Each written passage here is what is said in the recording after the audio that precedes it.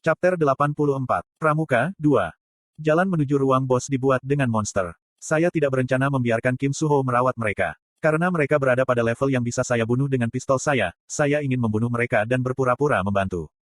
Saat ini, ada 6 hantu di depan saya. Mereka adalah monster undead peringkat 9 tingkat menengah rendah. Aku mencengkeram Desert Eagle dengan erat.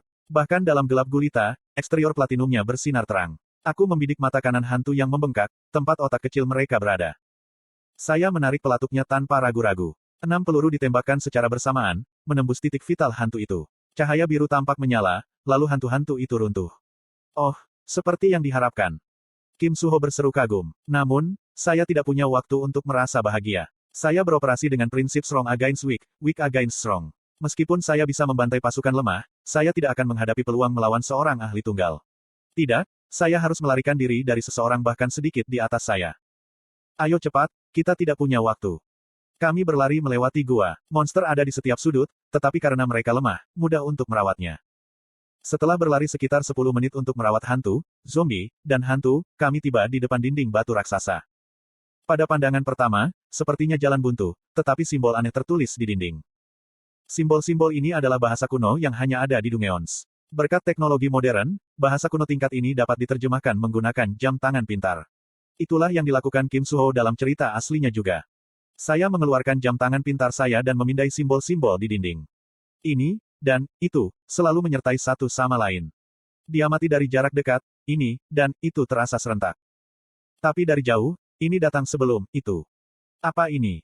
Kim Suho melirik jam tangan pintar saya dan melihat teka-teki itu. Petik 2. Ah, itu pasti sebuah teka-teki. Saya mendengar ada Dungeons seperti ini. Petik 2. Dalam cerita aslinya, Kim Suho tidak dapat menyelesaikan teka-teki ini dan harus mengirim pesan kepada Yo Yonha untuk meminta bantuan. Yo Yonha menghubungi Guild Informasi dan mendapatkan jawabannya dalam 5 menit. Namun, saya tidak punya waktu untuk menunggu. Teka-teki ini adalah sesuatu yang setengah hatiku buat. Jawabannya adalah kilat. Ini, kilat, dan itu, petir. Meskipun petir menyertai guntur, cahaya bergerak lebih cepat dari suara, membuat petir terlihat sebelum mendengar guntur. Petir. Saya menggumamkan jawabannya, dan dinding batu bereaksi. Simbol di dinding bersinar dengan cahaya biru, lalu menghilang menjadi partikel cahaya. Segera setelah itu, dinding batu bergemuruh dan tenggelam di bawah tanah. Apa? Jawabannya adalah kilat. Ya. Bagaimana kamu mengetahui itu begitu cepat? Wow, kamu benar-benar jenius. Petik 2. Kim Suho menatapku seolah aku adalah orang bijak. Aku akan memberitahumu bagaimana aku tahu nanti. Untuk saat ini, mari kita bersihkan Dungeon sebelum orang lain datang. Petik 2. Saya mendorong Kim Suho ke ruang bos. Petik 2. Bos menatap kosong pada Kim Hajin berjalan ke ruang bos. Sejujurnya, dia kagum. Ketegasan, dorongan, keberanian, dan bahkan kecerdasan. Meskipun itu hanyalah panggung tersembunyi, dia telah sampai sejauh ini hanya dalam 10 menit. Itu adalah sesuatu yang orang biasa tidak bisa lakukan. Sungguh luar biasa. Dia berkata tanpa sadar. Dia telah mendengar kata-kata yang sama dari tuannya, bos sebelumnya dari Chameleon Troupe, yang tidak lagi ada di dunia ini.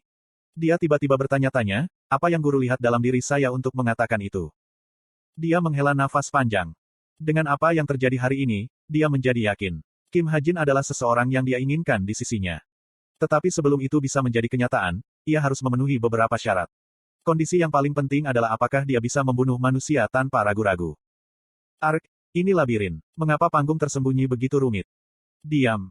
Bos melihat jauh di belakangnya. 2 jin dari Tuan Kuda Gembala berkeliaran. Kim Hajin tidak tahu mereka jin. Karena itu yang terjadi, dia memutuskan untuk memanfaatkannya. Di tengah-tengah sebuah gua kosong terletak sebuah singgasana yang terbuat dari batu.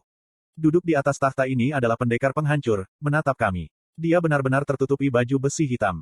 Matanya mengalir karena bosan, seolah-olah dia baru saja bangun dari tidurnya. Namun, pada saat berikutnya, mata pendekar pedang itu membiru. Dia bertemu mata Kim Suho dan tersenyum kecil. Tampaknya benar bahwa yang kuat bisa saling mengenali. Tanda hubung. Anak yang menarik. Suara dingin terdengar. Wajah Kim Suho membeku karena gugup. Monster yang mampu berbicara bahasa manusia menandakan bahwa itu tidak biasa. Bahkan dalam kenyataannya, monster peringkat menengah ke atas memiliki kecerdasan yang setara dengan manusia. Meski tentu saja, berbicara masih terbatas pada monster humanoid. Petik 2. Kim Suho diam-diam mengambil pedangnya. Saya merasa seperti saya mengerti apa yang dia pikirkan. Bagaimanapun, saya telah menulisnya sendiri. Ia memunculkan permusuhan dan semangat yang luar biasa. Saya menjadi yakin bahwa dia setidaknya pangkat menengah tinggi. Pada saat yang sama, saya mulai khawatir. Apakah saya bisa mengalahkannya? Segera, saya bahkan mulai merasa takut. Namun, ketika pendekar kehancuran menarik pedangnya, rasa percaya diri yang tidak diketahui melonjak dalam diriku. Hadiah saya adalah Sword Saint. Saya adalah seseorang yang akan berdiri di puncak ilmu pedang. Melawan lawan pendekar pedang, seharusnya tidak ada alasan bagiku untuk kalah. Seharusnya tidak ada alasan bagimu untuk kalah. Saya menekankan pemikiran terakhirnya. Terkejut, Kim Suho menatapku. Tubuh aslinya adalah pedangnya. Pedang. Kim Suho menatap pedang pendekar pedang itu. Pedang merah Ki melambai di sekitar bilah hitamnya. Suara tadi berasal dari pedang itu. Tubuh itu seharusnya hanya mayat. Petik 2. Dalam cerita aslinya, Kim Suho menemukan ini sambil bertukar pukulan dengan Swordsman of Destruction. Namun, saya tidak bisa menunggunya untuk menyadarinya sendiri dalam situasi di mana penyusup dapat datang kapan saja. Pendekar pedang perlahan mengangkat pedangnya.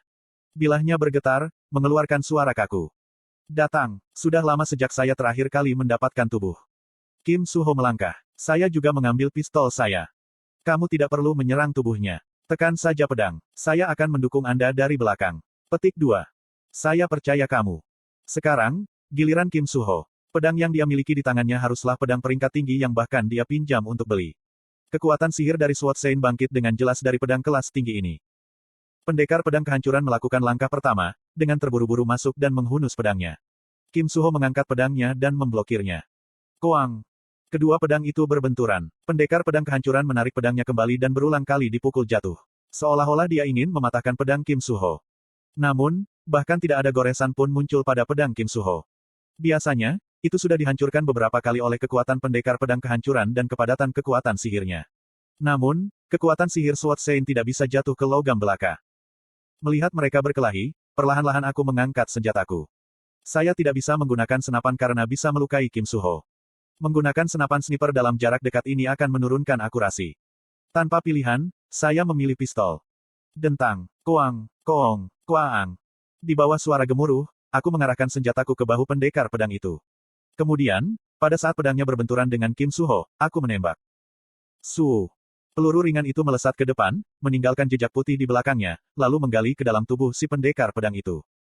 Untuk sepersekian detik, dia berhenti bergerak. Segera, Kim Suho mulai melakukan serangan balik. Dia melepaskan kekuatan sihir pedang suci. Kekuatan sihirnya yang jelas bangkit seperti tornado, dan pedangnya bersinar dengan cahaya kemasan. Selanjutnya, dia melepaskan teknik pedangnya sendiri. Sebuah serangan kuat yang melonjak seperti sambaran petir, serangan berurutan yang tampaknya bisa memutuskan sungai. Swordsman of Destruction mengangkat pedangnya untuk memblokir mereka. Namun, setiap kali pedang itu bertabrakan, sebuah retakan muncul di pedang pendekar pedang itu. Karena peluru di bahunya, gerakannya juga melambat. Kim Suho mengikuti saran saya dan hanya menyerang pedangnya. Itu adalah metode yang tepat untuk mengalahkannya. Pendekar pedang itu tidak bertahan lama. Meskipun Kim Suho menyerang pedangnya, tubuh pendekar pedang itu mulai hancur. Huap. Kim Suho memberikan pukulan terakhir dengan teriakan yang kuat. Sama seperti itu, pedang itu hancur, dan tubuh pendekar pedang itu berubah menjadi debu dan menyebar ke udara. Di tempat pendekar pedang itu, yang tersisa hanyalah satu cabang. Petik 2. Terkejut, Kim Suho menatap cabang itu. Apa ini? Dia melihat sekeliling ruangan kalau-kalau dia kehilangan sesuatu. Namun, tidak ada senjata atau baju besi seperti yang dia harapkan. Pedang yang digunakan oleh pendekar kehancuran telah berubah menjadi debu, dan baju zirah yang dia kenakan juga telah menghilang. Dengan kata lain, satu-satunya hal yang mungkin bisa menjadi hadiah adalah cabang tunggal di depannya. Ini dia. Kecewa, Kim Suho jatuh ke tanah. Aku menyeringai dan berjalan menghampirinya. Hei, cabang ini. Ketika saya hendak memberitahunya tentang Misteltein. Kamu siapa? Suara berat terdengar. Saya dengan cepat berbalik. Menembak. Aku menggigit bibirku. Mereka adalah dua jin yang saya lihat sebelumnya. Satu memegang pedang besar, dan yang lain memegang kapak bermata dua seukuran tubuhnya. Tidakkah mereka mengatakan akan kembali? Bagaimana mereka kembali begitu cepat? Oi, kami baru saja bertanya siapa kamu. Bagaimana Anda bisa masuk ke dalam sini? Si botak yang memegang kapak mengerutkan keningnya mengintimidasi, tetapi lelaki Kaukasia yang memegang pedang itu menghentikannya. Dia kemudian berbicara dengan lebih sopan. Serikat Master Kuda Gila kami memasukkan deklarasi resmi untuk menghadapi Dungeon ini. Siapa kalian? Petik 2. Berpura-pura menjawabnya, aku melangkah dan menendang dahan ke sudut gua. Petik 2. Benarkah begitu? Kami tidak tahu. Ada jalur lain di sini. Dari situlah kami berasal. Petik 2. Jalur lain. Iya nih. Petik 2. Ekspresi pria Kaukasia itu menegang. Apa yang kamu lakukan di sini? Kami memburu monster. Dan hadiahnya. Seperti yang kau lihat, tidak ada apa-apa. Aku mengangkat tangan, tersenyum. Lalu, botak di sebelahnya berbisik. Dia menunjuk Kim Suho yang masih di tanah. Tunggu, bukankah itu, Kim Suho? Anda tahu, kadet peringkat 1 di Kyuup. Petik 2. Petik 2. Pria Kaukasia itu berhenti dan mengirim pesan pada rekan-rekannya. Ya, ini adalah James. Ya, sesuatu muncul. Ada 2 kadet Kyuup di sini. Salah satunya adalah, petik 2. Sebelum dia bisa menyelesaikan kalimatnya, perintah yang jelas terdengar. Membunuh mereka. Pada saat yang sama, di pusat kebugaran Kyuup jauh dari Gunung Kamak di Suwon. Hua. Rahel baru saja menyelesaikan sesi latihan selama 4 jam. Harinya akhirnya berakhir. Menghela napas lamban, dia bergumam pelan. Saya mengantuk. Sekarang mari kembali ke kamarku, mandi, dan tidur. Karena besok adalah hari Sabtu, aku harus bisa tidur. Benar, aku harus tidur sampai jam 3 malam. Itu rencana yang bagus. Petik 2. Ketika dia meraih gagang pintu ruang ganti dengan pikiran bahagia, dia kebetulan mendengar 2 kadet bergosip. Tanda hubung. Apakah Anda tahu Kim Ha-jin menyukai Rahel? Segera, bahu Rahel bergetar kuat. Apa? Benarkah? Tidak mungkin. Iya, tidak bisakah Anda melihat bagaimana dia mengikutinya baru-baru ini? Orang-orang mengatakan dia akan segera mengaku padanya. Apa? Mengaku? Saya tidak percaya. Seseorang seperti dia. Rahel melepaskan kenop pintu dan melambat mundur. Dia tidak dapat memahami apa yang terjadi dan tiba-tiba merasa agak pusing. Mengaku. Tiba-tiba, bagaimana mereka tahu ini? Pada saat itu, dia menabrak seseorang. Ah! Rahel dengan cepat berbalik. Chae Nayun memelototinya dengan alis berkerut. Apa yang sedang kamu lakukan? Tidak ada. Tidak apa-apa. Anda menginjak kakiku. Petik 2. Baru kemudian Rahel mulai memahami situasinya. Memang, dia menginjak kaki Chae Nayun. Ah maaf. Tes. Chae Nayun mendecakkan lidahnya dan meraih gagang pintu. Ah. Rahel tersentak. Dia tidak ingin lebih banyak orang mendengar gosip mereka. Tapi sebelum Rahel bisa menghentikannya, Chae Nayun masuk. Halo, Rahel Si. Petik 2. Lalu, seseorang mendekatinya. Itu adalah Yo Yonha. Iya nih. Apakah kamu tidak masuk? Rahel menggaruk pipinya dan mundur. Tidak, silakan. Petik 2. Yo Yonha menatap Rahel dengan penuh arti sebelum berjalan ke ruang ganti. Pintu kemudian ditutup, dan Rahel menajamkan telinganya sekali lagi. Oh, hei, Nayun, Yonha, pernahkah kalian mendengarnya? Apa? Aku dengar Kim Ha-jin akan. Gadis-gadis itu. Dia tidak bisa membiarkan rumor ini menyebar. Rahel membuka pintu dengan kuat dan menerobos masuk. Melihatnya, 2 kadet yang bergosip terdiam. Apa? Bagaimana dengan Kim Ha-jin? Petik 2. Chae Nayun bahkan tidak melirik Rahel ketika dia mendesak kedua taruna itu untuk berbicara. Bukan apa-apa. Mereka dengan cepat lari. Melihat mereka pergi, Rahel menghela nafas lega. Wah. Yo Yonha, yang memperhatikan Rahel, tiba-tiba membuat senyum penuh arti seolah dia tiba-tiba teringat sesuatu. Oh, benar, Rahel Si. Iya nih. Kamu di tim orang itu, kan? Rahel memiringkan kepalanya. Orang itu. Dia berbicara tentang Kim Ha-jin. Untuk beberapa alasan, dia tidak bisa memanggil Kim Ha-jin dengan namanya. Petik 2. Ya saya bisa. Yo Yonha mengeluarkan batuk kering. Ngomong-ngomong, bagaimana kabarnya? Iya nih, apa yang Anda maksud dengan? Kemudian untuk beberapa alasan, Yo Yonha membuat wajah yang agak marah. Rahel Si, apakah Anda tidak terlalu meremehkan saya? Saya tahu bahwa Serikat Pengadilan Kerajaan Inggris memberinya tawaran. Semua orang tahu itu. Petik 2. Segera, ekspresi Rahel menegang. Itu, aku tidak tahu apa-apa tentang. Itu tidak mungkin. Serikat Pengadilan Kerajaan Inggris hanya diberi 2 peluang per tahun untuk menghubungi taruna. Orang bodoh apa yang akan menghabiskan 1 kadet pada peringkat 334? Petik 2. Yo Yonha memotong Rahel dan terus berbicara pelan. Tidak, kecuali kamu secara pribadi menyaksikan apa yang disembunyikan kadet peringkat 334 itu. Yo Yonha menatap Rahel dengan tatapan dingin. Namun, dia segera tersenyum cerah.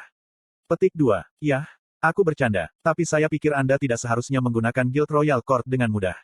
Saya tahu ini adalah hak istimewa khusus yang diperoleh melalui perjanjian antara 2 negara, tetapi hal itu dapat menciptakan musuh yang tidak perlu. Petik 2. Yo Yonha membuat peringatan bertopeng sebagai saran. Kanan. Ini peringatan. Pada saat yang sama, Rahel merasakan emosi dingin yang bergetar jauh di dalam hatinya. Petik 2. Rahel menatap Yo Yonha dengan tatapan yang bisa memotong. Yo Yonha tidak menghindari mata Rahel, menerimanya dengan santai. Apa? Apa yang kalian bicarakan? Dan Chae Nayun tidak bisa mengerti percakapan mereka, meskipun dia mendengar semuanya.